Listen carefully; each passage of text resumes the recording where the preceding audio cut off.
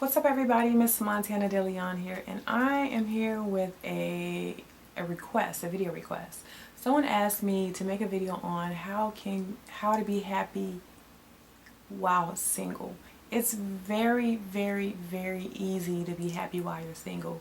A lot of it has to do with self-love, and a lot of it has to do with your happiness and your joy being in you already. You're not supposed to love or be attached to anybody else more than you are yourself, because excuse me, I have a call. At the end of the day, no matter who comes and goes in your life, the only person that will still remain is you. The only person that you have to look in the mirror at the end of the day, at the beginning of the morning, is you.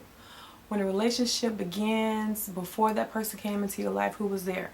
You. When that relationship ends, who's going to be there when that person walks out the door?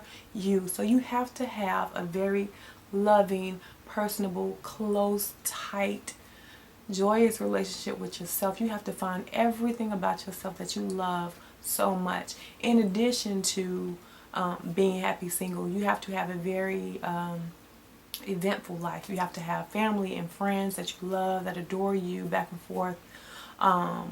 You have to be involved and stay busy and constantly doing things to better yourself. You have to learn from each relationship. How can you take yourself to the next level to be an even better person for the next person that comes along? But the most important thing about being happy single is having that balance. You have to have that balance of work, that balance of, starting your own business or owning your own business, being an entrepreneur, that balance of being a parent, that balance of being a volunteer, that balance of, going to church or being involved in church, or being involved in different organizations, working out, going to the gym, or, studying a craft, college classes, technical school, just things that will better yourself and improve you as a person. You want to always stay busy.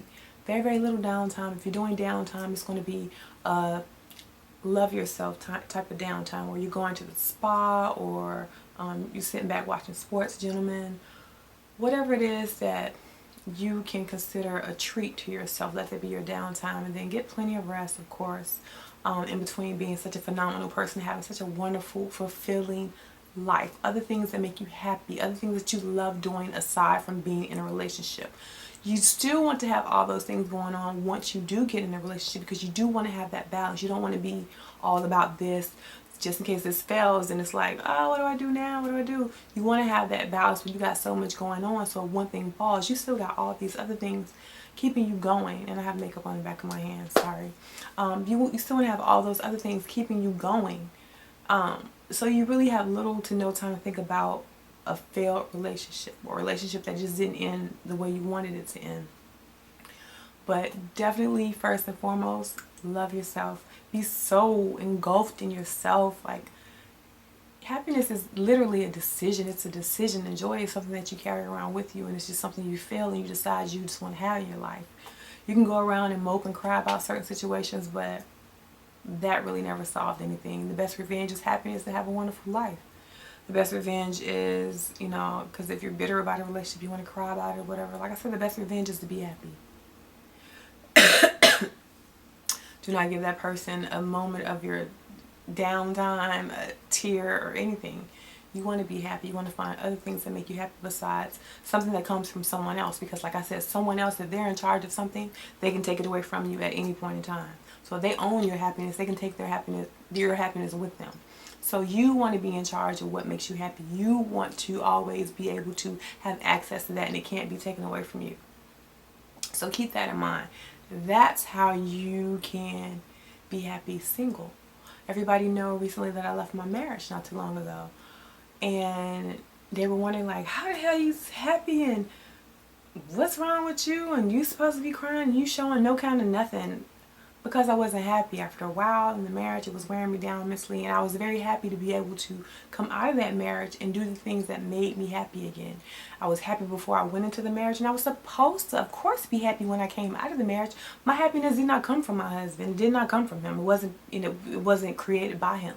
You know what I'm saying? So it's like, he tore me down a little bit mentally in the relationship, so I wasn't myself.